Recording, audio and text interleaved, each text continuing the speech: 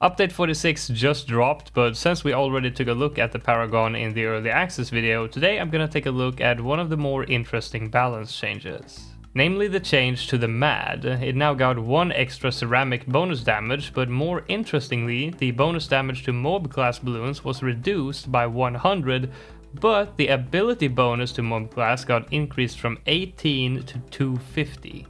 The ability used to be quite weak damage-wise, but now it's actually really strong, and I've run the numbers. Before the update, it fired every 0.4 seconds with 553 damage per shot, 3 damage coming from the actual normal damage and 550 from the bonus damage. When you use the ability, he fires waves of missiles every 0.5 seconds for 7.5 seconds, totaling 15 waves of 10 missiles each, and every one of them does 23 damage, and it has a 40-second cooldown, and all of this assumes no monkey knowledge.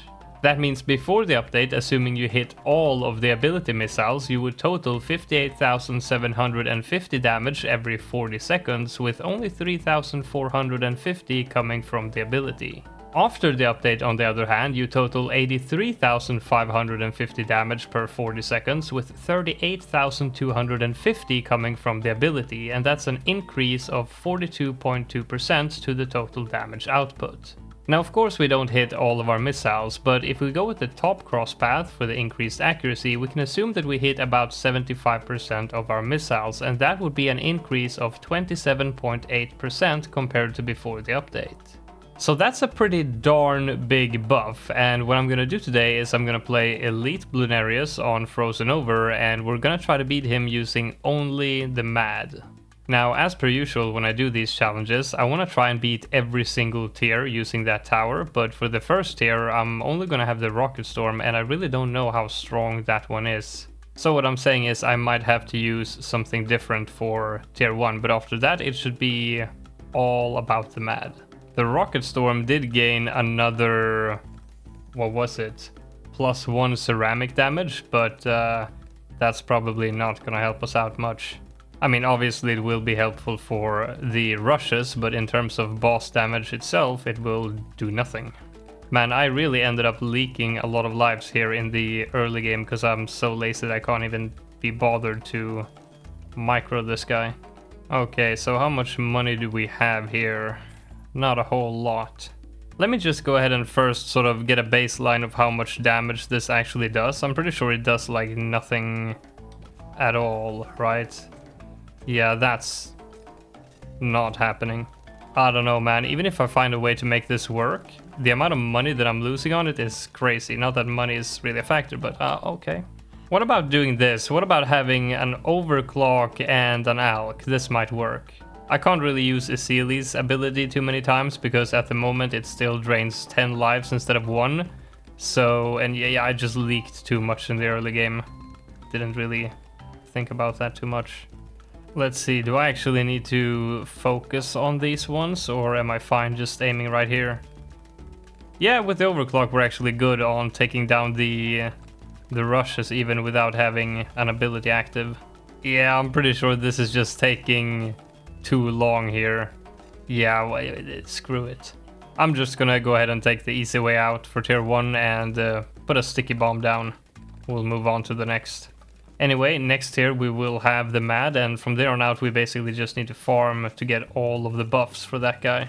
And I guess if you think about it, since so much more damage has now been shifted over to the ability, the top cross path is now so much more valuable since you really need those ability missiles to hit. So, I mean, the bottom cross path is really lacking now. I feel like, you know, nobody's ever gonna use that for anything.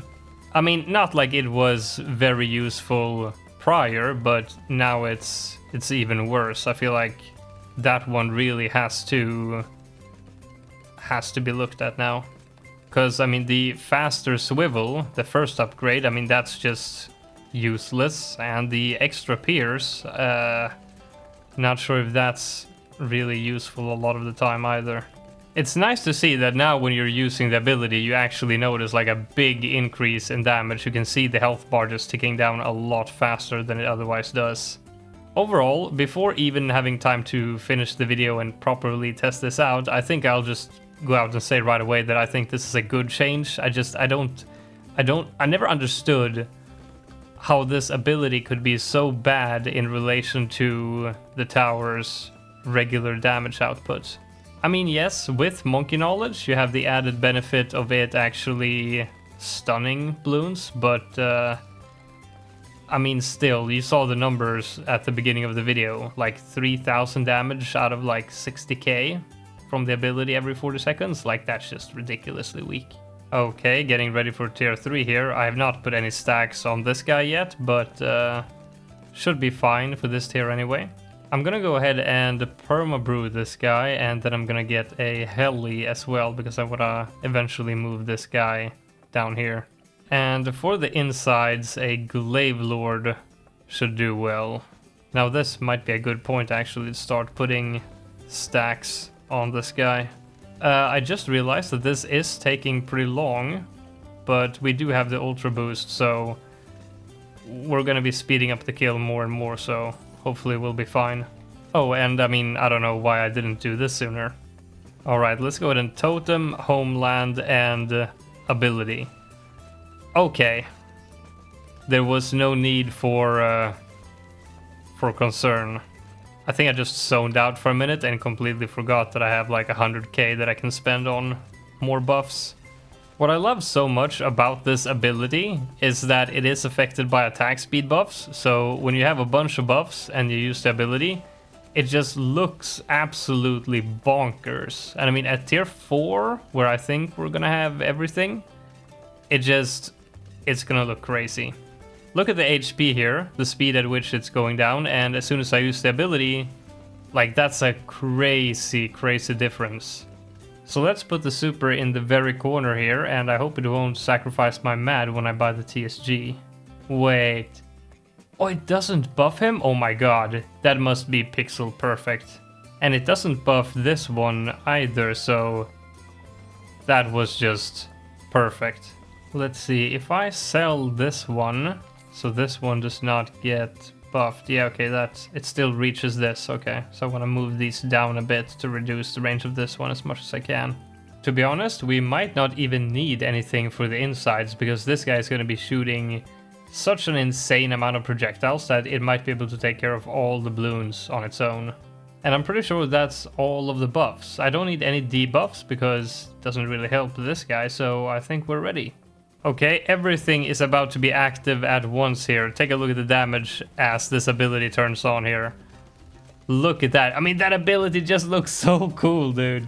But honestly, this is looking very worrisome. Not for this particular tier. This one we're gonna take down for sure, but for tier 5, I mean, we managed to do this exact same thing on the exact same map with the Sentry Champion, but that one responds to buffs in a whole other way.